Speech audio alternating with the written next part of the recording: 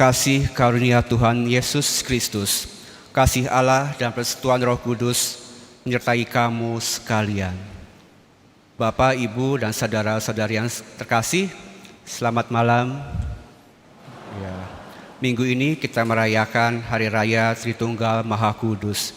Jadi 1 minggu setelah Hari Raya Pentakosta, kita merayakan Hari Raya Tritunggal Maha Kudus.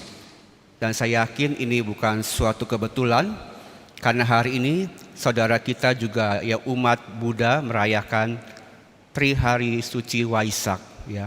Jadi hari ini umat Buddha ini memperingati Hari Waisak yang merupakan 3 peristiwa penting dalam satu hari, yaitu peristiwa bagaimana Buddha dilahirkan, ketika Buddha mendapatkan pencerahan di bawah pohon Bodhi dan akhirnya Buddha kembali ke nirwana.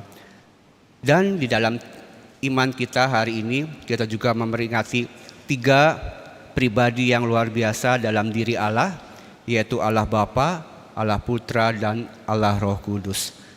3 pribadi ini yang berada dalam satu Tuhan ini begitu unik dan memiliki peran yang khusus dalam hidup manusia dan terutama dalam karya keselamatan manusia. Jadi pertanyaannya sekarang adalah mengapa kita ini perlu memperingati Hari Raya Tritunggal Maha Kudus? Jadi ini adalah sebuah legasi. Legasi dalam bahasa Indonesia artinya warisan. Berbicara tentang warisan, mungkin kita sering mengkaitkannya dengan harta benda peninggalan orang tua kita ketika mereka meninggal. Tapi sesungguhnya warisan yang penting yang harus diwariskan oleh orang tua itu tidak hanya harta, tapi adalah warisan iman, warisan budi pekerti, dan warisan menjadi orang-orang yang baik. Itulah warisan yang harus kita wariskan kepada anak-anak cucu kita. Itu yang lebih penting, supaya anak cucu kita ini memiliki daya hidup dan daya juang di dalam semangat iman Kristiani. Dan berbicara tentang warisan, dogma ini merupakan warisan gereja. Jadi dogma ini sudah dicetuskan pertama kali pada abad ketiga. Jadi dogma Trinitas ini sudah ada sejak zaman bapak-bapak gereja pada abad ketiga. Mengapa? Karena gereja ingin mengingatkan Tuhan, mengingatkan kita semua akan kasih Tuhan. Itulah sebabnya di dalam bacaan Injil hari ini dikatakan bahwa begitu besar kasih Allah kepada dunia ini, sehingga ia telah mengaruniakan putranya yang tunggal. Jadi Allah begitu mengasihi manusia sehingga ia mengutus putranya yang tunggal. Dan minggu lalu pada Hari Raya Pentakosta kita melihat bagaimana Yesus yang telah bangkit dan naik ke surga memberikan para rasul dan muridnya Roh Kudus. Mengapa? Supaya kita ini hidup dalam terang, supaya kita ini dapat diselamatkan. Itu sebabnya Santo Agustinus juga berkata bahwa kita akan melihat Tritunggal Maha Kudus apabila kita ini melihat cinta.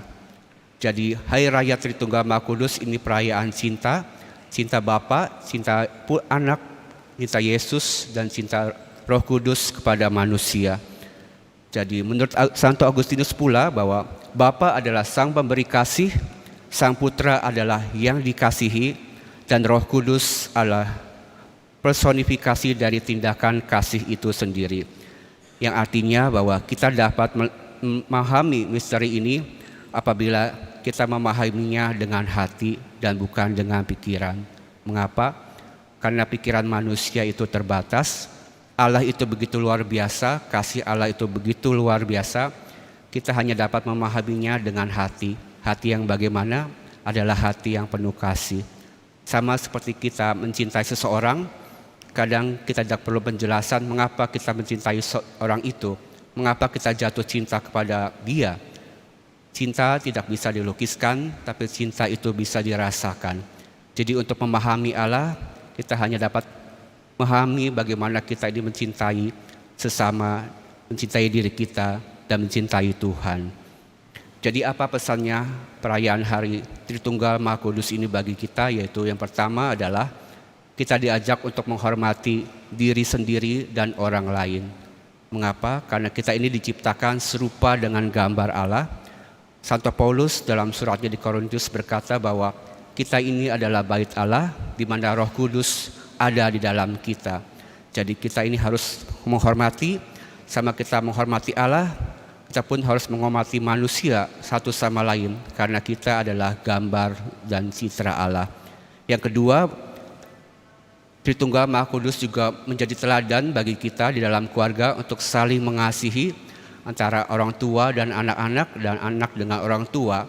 Mengapa? Karena seperti Yesus, Bapa dan Roh Kudus yang disatukan oleh cinta, maka sebuah keluarga pun harus disatukan oleh cinta. Kita dapat memahami dogma ini apabila kita juga dapat mempraktekkannya, kasih sayang ini dalam keluarga. Dan yang ketiga adalah kita diajak untuk semakin percaya.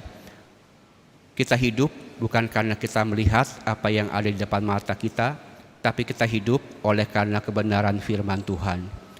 Dan ini sungguh nyata Bapak Ibu. Jadi saya ada pengalaman sedikit. Jadi beberapa bulan yang lalu, saya ini mengadakan interview untuk para kepala sekolah dan juga guru-guru dari sekolah Santo Dominikus di Indonesia. Jadi sekolah ini dikelola oleh suster-suster Dominikan, suster OP, dan sekolahnya ada di Jogja, Purwokerto, Cimahi, dan Cirebon yang merupakan sekolah alma mater saya juga. Di salah satu pertanyaan itu saya bertanya kepada mereka, Bapak atau Ibu, pengalaman apa yang berkesan menjadi seorang tenaga pengajar? Rata-rata dari mereka hampir semua bilang bahwa menjadi guru itu motivasinya bukan uang. Kalau uang yang menjadi motivasinya, maka kita tidak bisa menjadi seorang pengajar, apalagi menjadi pengajar di sekolah Katolik. Mereka secara jujur mengatakan bahwa penghasilan menjadi seorang guru itu pas-pasan. Bisa dibilang hampir kurang jika dibandingkan dengan pengeluaran mereka. Tapi mereka ini tetap beriman, mereka tetap setia dalam tugas panggilan sebagai guru, dan akhirnya mereka pun sanggup berkata bahwa matematikanya Tuhan itu berbeda dengan matematikanya kita. Secara logika, dengan penghasilan yang sekian itu tidak cukup. Tapi apabila kita ini berserah kepada Tuhan, Tuhan yang cukupkan. Jadi matematikanya kita ini beda dengan matematikanya Tuhan. Sama juga dengan dogma Tritunggal Maha Kudus. 1 ditambah 1 ditambah 1 itu harusnya 3. Tapi melalui dogma ini 1 tambah 1 tambah 1 hasilnya tetap 1. Bagaimana mungkin? Secara logika kita tidak bisa memahaminya, tapi dengan hati yang penuh kasih kita dapat melihat bahwa Allah Bapa, Putra dan Roh Kudus adalah satu. Mengapa? Karena Ia begitu mengasihi manusia. Jadi semoga melalui perayaan ini kita kembali diingatkan bahwa kita ini diciptakan dari kasih Allah. Kita hidup untuk berbagi kasih kepada sesama, dan kita juga berharap semoga kita suatu hari nanti boleh mendapatkan hidup kekal bersama kasih Allah di surga.